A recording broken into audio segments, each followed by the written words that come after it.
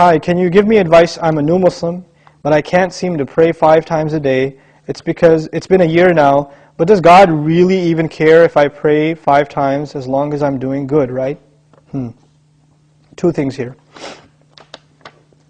There are actually 2 statements which are 2 different problems in the question. The first problem is, Bismillah wa salatu wa salam ala Rasulillah. The first problem is, I can't pray 5 times a day. I can't do it. Now, I don't believe you. Whoever said I can't do it, I don't believe you. You know why? Because I believe Allah. And now I didn't say I believe in Allah. I said I believe Allah. There's a difference, right? I believe in Allah means I believe Allah exists. I believe in Him. But when I say I believe Allah, it means I believe what He says.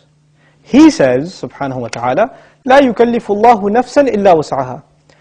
Allah does not burden anyone except unless they are able to carry that burden. This is what Allah said. Allah said He does not burden anyone with any responsibility unless they are capable of living up to that burden. This is what He said. You're saying you're not able to live up to a responsibility that Allah gave you. Isn't that true? You're saying, I can't pray 5 times. It's too much. And Allah is saying, yes, you can. So I have a choice between believing you and believing Allah. And perhaps, if you didn't realize this, maybe you're lying to yourself. Maybe you've convinced yourself because of your laziness, because of your lack of will, that you don't want to pray 5 times. Maybe you have to, I can't judge you. I don't know what the problem is. But the problem, maybe you're ashamed to pray in front of non-Muslims. People can take 15-minute cigarette breaks at work, right? They can take a break and just go hang out, do whatever. You can't pray 5 times a day. SubhanAllah. In this part of the world, where when I used to work in New York City, I would see Muslims praying all over the place. In the middle of 5th Avenue, on the curb, the guy is making salah because it's time. Or in the university, you open the copy machine room in the library, and there's like 3 guys praying right there, making salah. Muslims will pray. If there's time, we're going to pray. That's it. We're going to pray. So there are no excuses. That would be the cops. I'm going to stop? All right. Okay. So that's the first thing. Allah said you can. If Allah gave this burden upon you, and He did in fact, then you can. Convince yourself of that. And rely on Allah, He'll make it easy for you. The second question is, does He really care? Does He even care if I pray or not? Now this question is actually more about, does He need my prayer or not?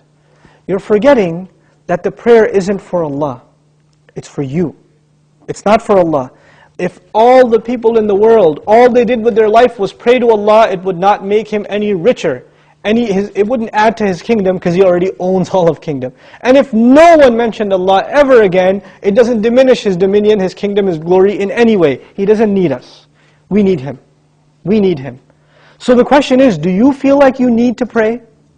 Do you feel like that's a need in your life? And if it's not, if you feel you're free of, begging Allah for His help, turning to Allah and submitting before His commandments, then that's a serious problem with your faith. It's become weak, and this question only came up because you've been distanced from Allah for so long that shaitan can come to you and say, yeah, I know you used to feel bad about not praying, let's just get rid of that bad feeling and replace it with, well, why do I have to pray anyway? That's the next phase of that disease. The first part was, at least it was diagnosed, but at least you had some bad feeling. Guilt was still there. That's a gift from Allah. When that guilt even goes away and you say, Allah doesn't need my prayer, it's all good. So long as I'm doing good. And that's the last part I want to talk about, this so long as I'm doing good part. Who defines what's good? There are 2 kinds of good in this world. Please remember this, okay? There are 2 kinds of good. There's ethical good. I'm good to my neighbor. I'm honest at work. I'm nice to people. I don't steal. I don't cheat. These are ethics, basic ethics, right? That everybody, I tell the truth. I'm honest. I pay my taxes, blah, blah, blah. These are ethical truths, okay? And I'm honest in business. Then there are religious goods. I go to Hajj. I give zakat. I pray 5 times a day. I fast in the month of Ramadan. These aren't ethical realities. These are religious goods. Good deeds that are religious and good deeds that are ethical, moral in nature. What happens a lot of times with Muslims and with non-Muslims, especially it happens with Muslims, is that we make a distinction between these 2 things. So in the Muslim world, you will find people that are morally good. They're nice to their family, they take care of their kids, they're responsible in the household, they're nice to their neighbors, they're honest at work. Good people, but guess what? No religion. I don't need religion to be good, is what they say. And on the other extreme, you have people that pray, go to Hajj, give zakah, have a long beard, dress in a very religious garment, and yet terrible to their family, cheating people in business, highly immoral and unethical.